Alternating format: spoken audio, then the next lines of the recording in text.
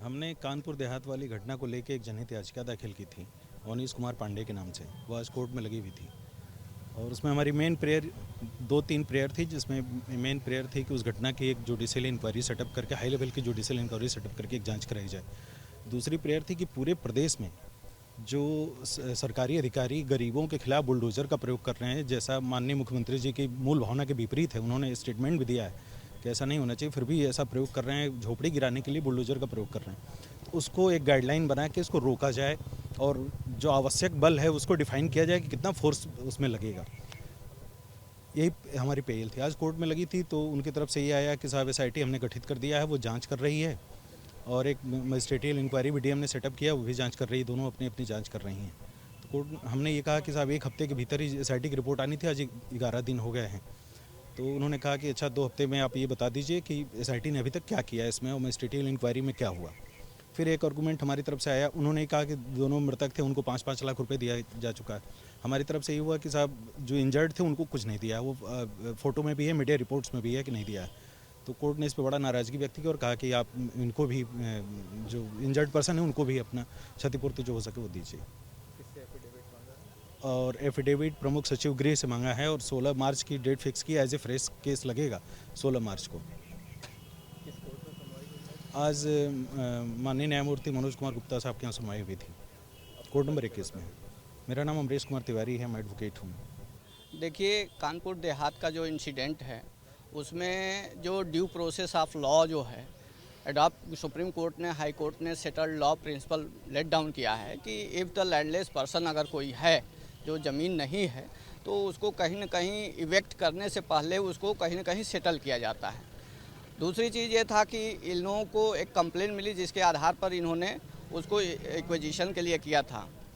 In the mean time जितना use एक छप्पर को गिराने के लिए ये JCB का उपयोग करते किए और उसी JCB के द्वारा जानबूझकर 2 औरतों को, अगर मान लीजिए वो अंदर थी भी तो उनको निकाल के ही डिमोलिशन की प्रक्रिया करनी चाहिए था।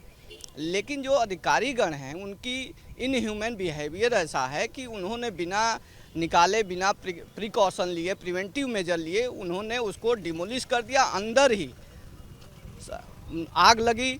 अब ये आरोप लगा रहे हैं कि उन्होंने खुद लगाई, लेकिन इसका कोई भी साक्ष्य आया नहीं है।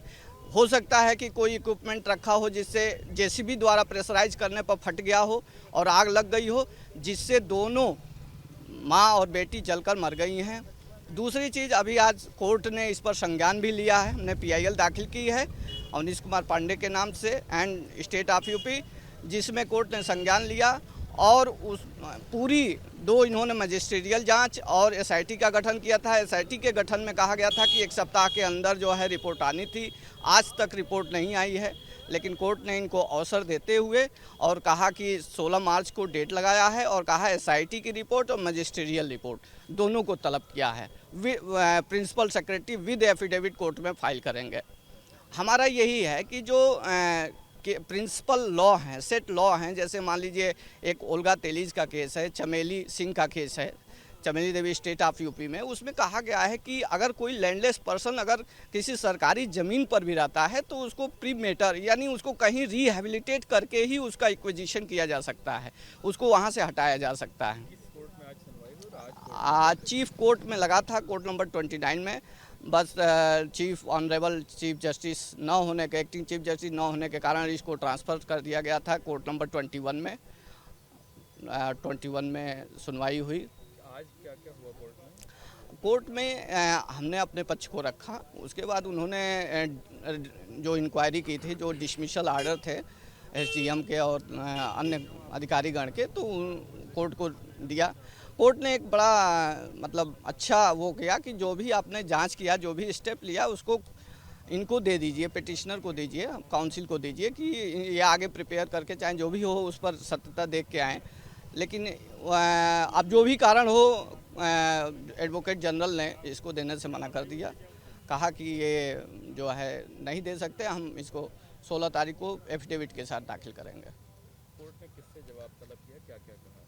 कोर्ट ने प्रिंसिपल सेक्रेटरी होम से जवाब तलब किया है और कहा है कि दोनों जो इंक्वायरी चल रही है उसका मतलब कि वो किया जाए, एफिडेविट दाखिल करें दूसरी चीज़ यह है क्या अपडेट है उसका, स्टेटस प्रेजेंट टाइम में क्या है। तीसरी बात है कि कोर्ट ने यह भी कहा कि जितने इंजर्ड पर्सन हैं सारे इंजर्ड पर्सन को आइडेंटिफाई किया जाए, आइडेंटिफाई करके उनको कंपनसेट किया जाए। केवल ये दो लोगों को, माँ और बेटी को 5-5 लाख रुपए गवर्नमेंट द्वारा दिया गया है। ये इंस्ट्रक्शन आज इन्होंने कोर्ट में पेश किया। दूसरी पेयर यह है कि जो excessive use of bulldozer, already माननीय मुख्यमंत्री जी ने कहा है कि कहीं भी बुलडोजर का उपयोग करिए तो केवल माफिया के लिए, क्रिमिनल के लिए, गरीब पर्सन के लिए नहीं कहा है। लेकिन in the lieu of that कि ए प्रोसेस में जिस उद्देश्य से किया जा रहा है उसका नहीं किया, मतलब एक्सेसिव यूज गरीब के खिलाफ नहीं किया जाएगा। किसी बुलडोजर का उपयोग गरीब के लिए नहीं किया गया, केवल क्रिमिनल माफिया के लिए किया जाएगा। लेकिन अधिकारीगण जानबूझ के इस मैटर पर ही नहीं, ऐसे कई मैटर हो रहे हैं यूपी में जिस पर ये कार्य हो रहा है और बुलडोजर का उपयोग करके और कार्रवाई की जा रही है अनावश्यक। इस पर एक सेटल लॉ होना चाहिए और लॉ फ्रेम होना चाहिए जिस पर ये क्लियर हो जाए कि how many powers may be exercise for demolition of the poor persons. ठीक है, गरीब व्यक्ति को के अगर रिहेबिलिटेशन को अगर वो किया जा रहा है, आवासीय परिसर को डिमोलिश किया जा रहा है, उसके लिए कोई सेटल लॉ होना चाहिए, लेट डाउन होना चाहिए, मानक होना चाहिए जिसके आधार पर ये कहा जाए उनको डिमोलिश किया जाए वहाँ से। मैं रविनाथ तिवारी, अधिवक्ता उच्च न्यायालय।